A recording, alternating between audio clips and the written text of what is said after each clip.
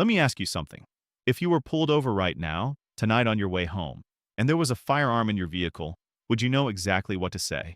Not something vague, not, "I'll figure it out," but the precise words, in the correct order, without hesitation, even while your heart is racing and those flashing blue lights are reflecting in your mirror. Most people wouldn't.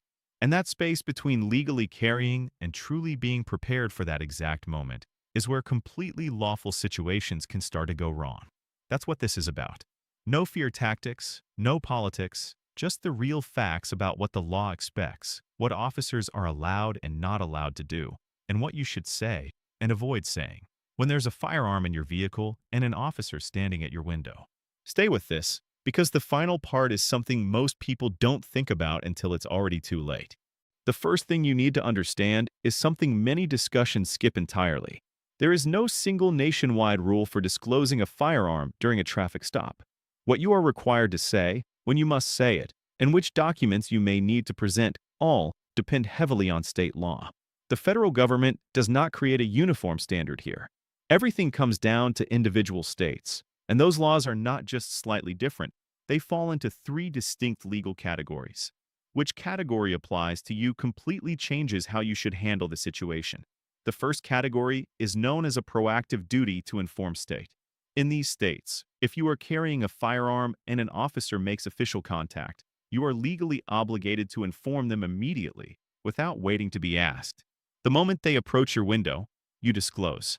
States that fall into this category include Alaska, Arkansas, Louisiana, Nebraska, and North Carolina, among others. The second category can be described as ask-only or limited duty states.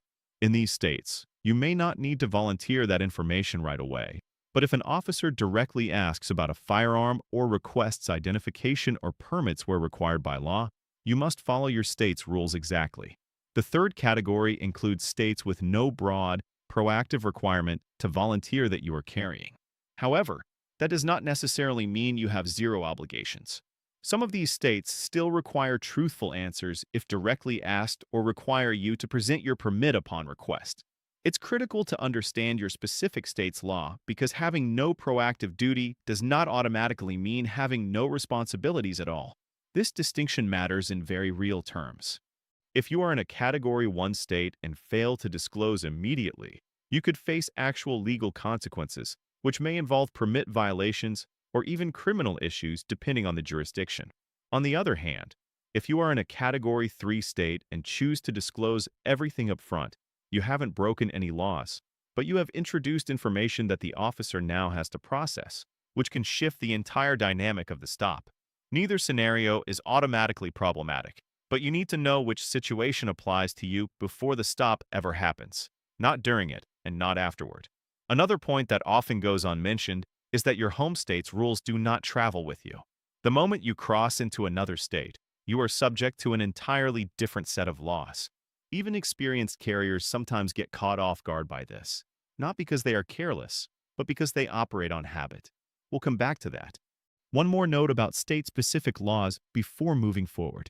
Texas has its own distinct requirements that depend on whether you are carrying under a license to carry or under constitutional carry. Never assume Texas operates like your home state. Always verify the current law through an official source, such as the State Attorney General's website or handgunlaw.us, before carrying there. There is another aspect that many people never consider: what officers might already know before they even reach your window.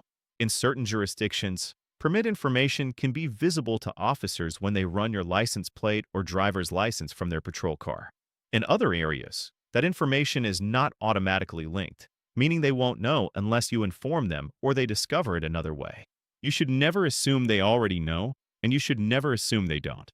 Regardless, your behavior in the first 30 seconds matters more than anything you say. This is important because it shapes the entire context of the interaction. If your permit information appears in their system, the officer is already processing that detail as they approach your vehicle, and calmly disclosing early can help maintain clarity. If it doesn't appear, then your behavior and your visible actions become the only cues they have. In both cases, one principle remains constant. What the officer sees before they hear you carries significant weight, and the first thing they always see is your hands. When those lights activate, Your responsibility begins immediately, not when the officer reaches your window. You should pull over safely and promptly, use your signal, and if possible, choose a well-lit area.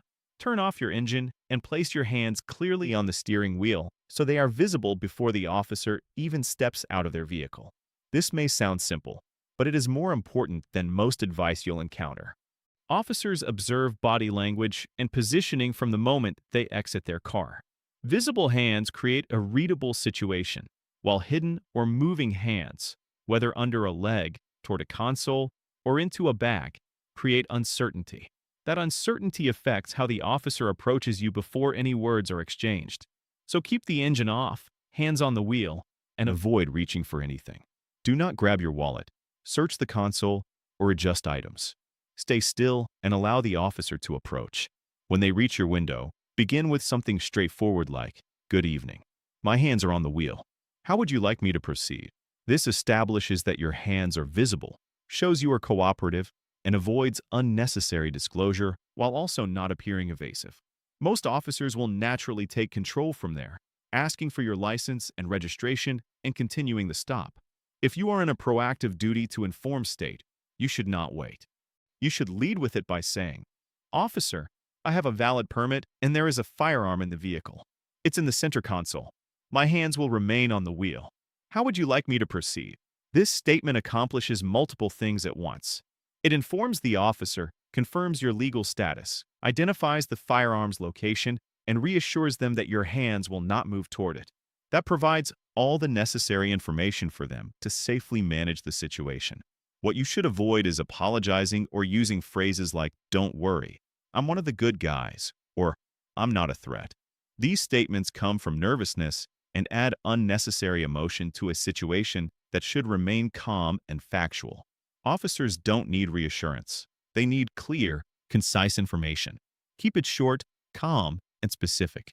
That is the key. Now consider a scenario that often catches even responsible gun owners off guard. You are pulled over, everything is routine, and the officer asks for your license and registration. Your registration is in the glove compartment, but your firearm is also there. The natural instinct is to quickly reach for the document and move things along. However, a sudden movement toward a glove box containing a firearm, even if you are only thinking about the paperwork, can appear very different from the officer's perspective, especially at night when visibility is limited. Instead of reaching immediately, say, "My registration is in the glove compartment.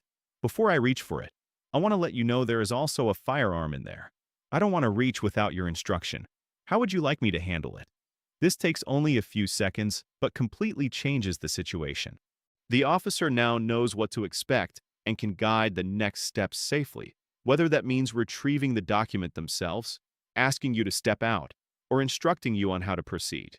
This simple statement often determines whether the interaction remains calm or becomes tense. Now let's discuss searches, which is where many people unintentionally give up more than they realize. It often happens in a single moment when an officer asks, "Do you mind if I take a look in your car?" This is a request, not an order. You are legally allowed to refuse. Many people agree because they want to appear cooperative, fear that refusal looks suspicious, or are unsure of their rights. However, you do have the right to decline. Refusing consent does not automatically grant permission, and any search must be justified by a separate legal basis. This protection comes from the Fourth Amendment and applies regardless of what is in your vehicle. If you choose to refuse, say clearly, "I do not consent to any searches." That is all you need to say. Do not explain or justify your decision, and avoid adding statements like, "I have nothing to hide," as that can create ambiguity. State it once clearly and remain silent. If the officer proceeds to search anyway, do not physically resist. You can calmly restate that you do not consent for the record, but you should not interfere. Any legal issues regarding an improper search are addressed later in court, not on the roadside. Physical resistance in that moment creates far more serious problems than the search itself. Finally, it is important to understand something many discussions leave out. During a lawful traffic stop, officers have the authority to instruct the driver and passengers to exit the vehicle. This is established law. Additionally, if an officer has specific and articulable reasons to believe there may be danger or access to a weapon, they may conduct a limited protective search of the passenger area. This means that saying you do not consent does not mean you control the situation. You comply physically while preserving your rights verbally. Both happen at the same time. Understanding what officers are permitted to do is just as important as knowing your own rights, because it directly influences how you conduct yourself throughout the entire interaction. Here's the part where most people get caught off guard, because what you're about to hear shifts how you understand everything discussed so far. Back in 1999, police in Tucson received an anonymous tip about a house allegedly being used for drug sales. Officers went to the location, and a man named Rodney Gant answered the door, explaining that the owner wasn't home, so the officers left. Before leaving, however, they ran his name and discovered he had an outstanding warrant for driving on a suspended license, which is a traffic-related offense. Later that same evening, the officers returned. Gant drove into the driveway, parked, stepped out of his vehicle, and shut the door behind him. One of the officers called out to him, and as he approached, they immediately arrested him, placed him in handcuffs, and secured him in the back of a locked patrol car. At that point, Gant was fully restrained and posed no immediate threat. Despite this, two officers proceeded to search his vehicle, where they found a firearm and, inside a jacket pocket on the back seat, a bag of cocaine. As a result, Gant faced drug charges in addition to the traffic warrant. He challenged the search, arguing it was unconstitutional since he was already secured in the patrol car, had no ability to access the vehicle, and the original offense, driving with a suspended license, would not reasonably produce evidence inside the car. In 2009, the Supreme Court agreed with him. The ruling in Arizona versus Gant established that officers are only permitted to search a vehicle incident to a lawful arrest under two specific conditions. Either the individual is unsecured and within reaching distance of the passenger compartment, creating a legitimate safety concern, or there is a reasonable basis to believe that the vehicle contains evidence related to the specific offense for which the person was arrested. These are the only two justifications. For you, this means that if you are stopped for something minor, like a broken tail light, and the situation escalates into an arrest, that arrest alone does not automatically give officers the authority to search your entire vehicle. Before this ruling, for nearly 3 decades, it was common practice to treat any arrest as a broad justification for a vehicle search. That changed with Gant. The Fourth Amendment has clear limits, and understanding those limits directly affects how seriously you should approach your right to refuse consent. When refusal is combined with a situation where neither of the Gant conditions applies, an unlawful search becomes something that can actually be challenged effectively later with the help of an attorney. About 6 years after Gant, the Supreme Court added another important layer in Rodriguez versus United States, which is especially relevant for anyone who has ever been asked to wait on the roadside. The ruling clarified that once the purpose of a traffic stop has been completed, meaning the original reason for the stop has been addressed, officers cannot extend the duration of that stop simply to conduct additional actions like bringing an AK-9 unit, unless they have independent reasonable suspicion. That suspicion must be based on specific and articulable facts, not just a general feeling or hunch. So if you are told the stop is finished but are then asked to wait for a dog unit without any new justification, that extension is not lawful. This is not something to argue about on the roadside or to cite directly to an officer, but it is something you should understand clearly. That understanding gives real meaning to the statement, "I do not consent to any searches," turning it into more than just words. It becomes a position backed by constitutional protection. Now consider the 3 things you should never say, because this is where people often create problems for themselves. Imagine someone who has been carrying legally for years, has never had an issue, understands their state's laws, and then gets pulled over for a minor speeding violation. The officer approaches, and before thinking it through, the person starts talking. "Officer, I've got my gun right here. It's in the console. Actually, wait, it might be behind the seat. I have a permit. I've had it for years. I just want you to know I'm not." In less than 30 seconds, a routine stop turns into a prolonged interaction with additional officers present. Nothing illegal occurred. The firearm was lawful. The permit was valid. But panic led to unnecessary confusion. So here are the 3 things to avoid and why they matter. First, do not over-explain. Nervousness causes people to talk excessively, And excessive talking leads to inconsistency, changing details, offering irrelevant information, or bringing up things that were never asked. This creates confusion in a moment that should remain clear and controlled. Second, avoid saying, "I know my rights." While you do have rights, stating that early in a tense interaction can shift the tone in an unproductive way, making it seem confrontational before anything has even escalated. Any legal arguments are far more effective later in a courtroom than on the side of the road. Third, and most importantly, never say, "Go ahead, I have nothing to hide." Consent is easy to give and extremely difficult to take back. Once you allow a search, anything discovered may be used, regardless of whether it relates to the initial reason for the stop. You are not required to prove your innocence by allowing a search, and "nothing to hide" is not a legal standard. It is simply giving up a protection you are entitled to keep. Now return to the earlier scenario, the one that tends to affect experienced individuals more than beginners. Someone who has carried daily for years, understands their home state's laws perfectly, and has handled prior stops without issue. Then they travel across state lines.